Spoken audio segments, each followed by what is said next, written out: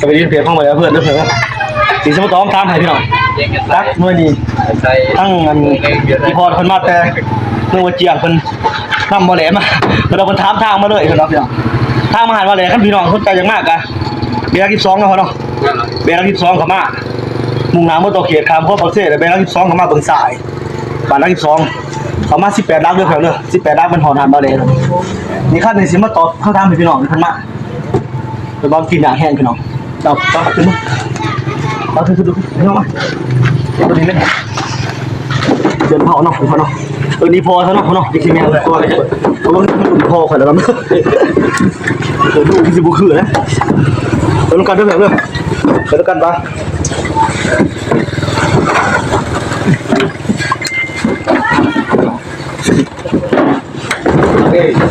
บอสเพิ่มความหาวมานี่เพิ่มด้วยไปเอาไปทำดิ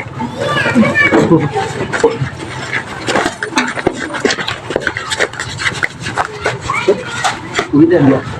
เขาใส่เลย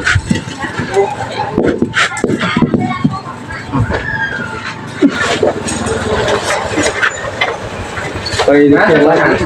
ฮะเปลี่ยนเงินภาษีที่เป็นอย่างไรเปลี่ยนภาษีคุณเปลี่ยนถึงหรอไม่ใช่ภาษีไม่แบบโอ้จักเนี่ยมันสาเหตุมันกำลังอัดโมไหลโหยเดี๋ยวพี่น้องนี่การกินหาด้วยเพื่อนด้วยโบ้เขาไก่ก็ไร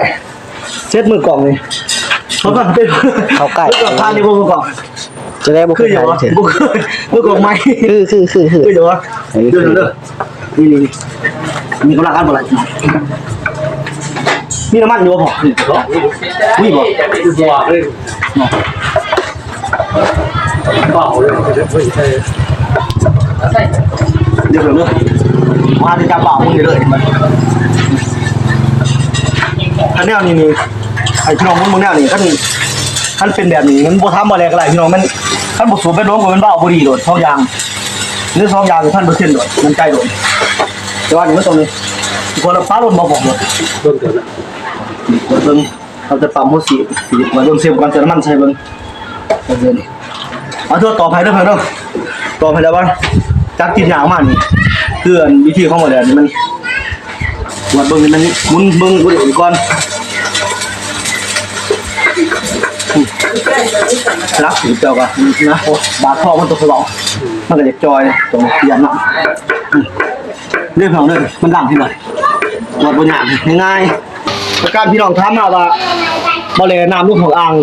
น้ำลุงมาหาปวดมะเขือขั้นนี้มันน้ำคอยมะเขือพี่น้องมีอาการนี่ขั้นโมเมนต์ช่วงพัดสูบขาดกันมันย่างอันพัดปอกสูบย่างบุรีพัดปอกสูบมีขาดได้เพียงตัวนี้น้ำได้ลงมาเรื่องของอ่างคือ1,000%ได้พี่น้องนี่พี่น้องก็ถามมาไล่ว่าได้ลดไปน้ำลูกของอ่างมี2 อย่างพี่น้อง2 สาเหตุที่ทำให้น้ำลงไหลข้าวดิน้ำลงไหลจักกับเพื่อนแห้งด้วยกันจักเป็นผู้ชมเลยพออีพอนี่เพิ่นว่ามาเห็นจักเพิ่นในแกงมันอยู่ตรงเกี่ยวกับปืนรถสุดได้หน่วยแล้วก็สูบแบนแล้วก็บ้าวแล้วก็สิเซ็ตบุกความมั่วสีเพิ่นอีกมาเซ็ตจะหน่อยจะไปเซ็ตกับพี่น้องเบิ่งว่าแล้วจักเพิ่นกินยากเป็นสาเหตุที่มันกินยากแห้งนี่พี่จะก็เอาใจนี่มันสร้างเพิ่นใส่นี่มันตัวเรียกว่าด้วยเพิ่นว่าคือช่วงฟ้าสูบนี่เอิ้นว่านาได้นี่กินยากแท้นี่กินยากแน่นอนโดดยามเสาร์คันท้าว่าเอาสูบแบนดีบ้าวดีเอามั่วสีดีนี่มันกินยากคือเก่าเพราะว่าช่วงฟ้าสูบมันนาด้วยเพิ่นช่วงฟ้าสูบมันนาเกิดห้องทุ่นระเบิดเข้ามามันแต่ว่ามันกว้างแล้วมันหนีปัดหนีปล่อยทันทีเรื่องอะไรตรงนี้มันมีสิมาเอาให้เบิ่งกันจังเบิ่งว่า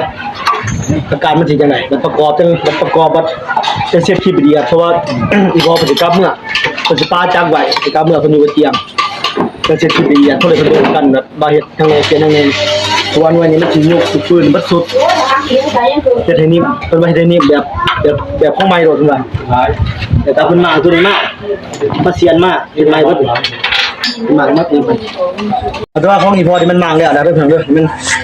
แบนนี้ถือเป็นของเทียบมากับตัวคันของเทียบแล้วก็ถือเป็นของเทียบแต่ว่าคันนี้มันอาการนี้ สูบเป็นล้มแต่ก็เบ้าบุรีเรื่องเลยแต่ว่ามันนวลเป็นสิมางสิพาเครื่องเตือนปีปืนมันไปว่าตัวเองมาเสียบนของมันสิครับว่าก็ดูเขาเลยโอ้เนื้อคนเจ็ดสีเหงาสีเหงาเพื่อนกันเหงาเพื่อนกันอาการ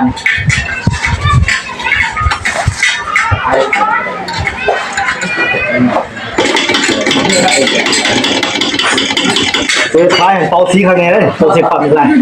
ตัวเสียเอ็นเจ้าเสียมันยังวันยาสิบโมงเลยเจ็ดบอก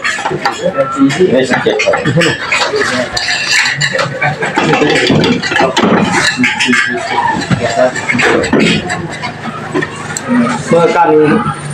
กินยาต้องคนเราแต่ก่อนนะกินยาเลยยังเป็นนักสนเพื่อจะบอกว่าเสียยังดีเลยตามเมื่อความกินการแต่ว่าเป็นแบบเป็นที่การเขาแล้วปั้งหรือวะแกรถตลาดน้องเลยจะแพ้บอกมาเลยก็ต่อคนต่อคนตลาดน้องเราต่อสีได้โอ้ยทำต้องคิดกันคิดเข้าป่ะคิดไปรักษาแค่